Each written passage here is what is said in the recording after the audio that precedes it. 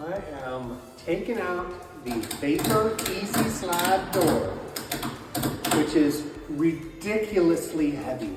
Plate steel is like 1/4 inch thick plate steel holding this whole assembly up, and then there's this double pneumatic pump, and the bars for the doors are like 1.25 inch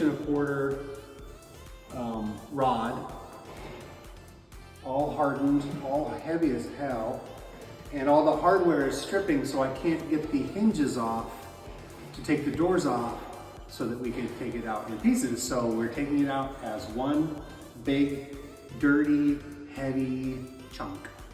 One piece at a time. By that I mean one piece. And what are you doing with the ratchet straps? So we don't have a forklift to get in to here.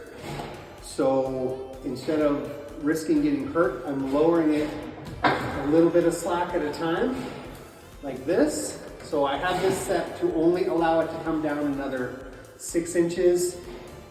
So I'm dropping it 6 inches at a time so that no one gets hurt.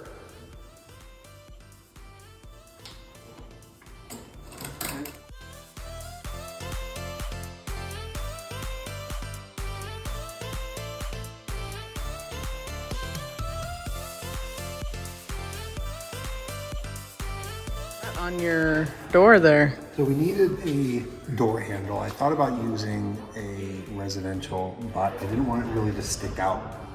So we ordered this from Amazon Canada. It is a standard RV door with a bolt that uses a touchpad or... Wait. It uses what? A touchpad. Oh. Or normal It keys. sounded like a prison door slamming, so yeah. we couldn't hear what you were saying. Or a fob. It can be unlocked remotely with a fob. So it's pretty cool. It's surprisingly heavy. It was about 160 bucks Canadian, so it's like $35 American or something. And it's pretty awesome. It has a little deadbolt built in. It's a standard RV sized and RV grade door. What's lock. the other side look like? The other side has a pull handle, battery box, and everything like that. And I'll have to touch up where I've scuffed it, but it's surprisingly sturdy. It's a cast metal part. This is all metal. So yeah, we'll see how it holds up, but it looks pretty good. Yeah, you do.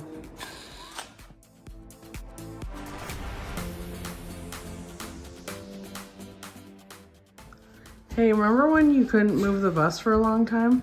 Yes. Why? So this bus is equipped with an interlock, which is a safety device, so that the bus can't be moved by the operator if the door is open, or if the ramp is down, or if the front end is lowered. Keeps pedestrians from getting run over. It keeps wheelchairs from getting dumped out onto the street. So it disconnects the throttle, it locks the brakes, and it disconnects the transmission. And one of the computers that runs that is this computer here, which we've removed, and we've disconnected a bunch of the wires. Because all of these doors, like this door had a sensor along the rail, 2 sensors at the top, a sensor at each corner, a sensor at the bottom, and then it had all the lighting systems. And then there was sensors within the air system because it was an air operated door. And there was a box mounted here where you can turn the air off. And once the air is turned off, the door can be pushed open, but the bus can't be moved. There's a lot going on in there. And there's multiple computers running it. This was just running the back door. So when we took the door out, I'm reading the manual that I can get hold of, and it says as long as the door master switch is turned off, the interlock won't disengage the transmission as long as the door is shut. So all of these little wires that I've saved here were the ones that would tell it that the door is open. So now this computer thinks the door is shut, but the transmission wouldn't work. So we come up here, and eventually we figured out that while one page of the manual calls this the door master switch, and that's the one I assumed have to be off, there is also a switch right here that is also the door master switch. So we eventually figured out if both of those are off, the transmission works, and my rewiring of the door sensors works. So now we have transmission, and we have brakes, and we have everything we need to drive.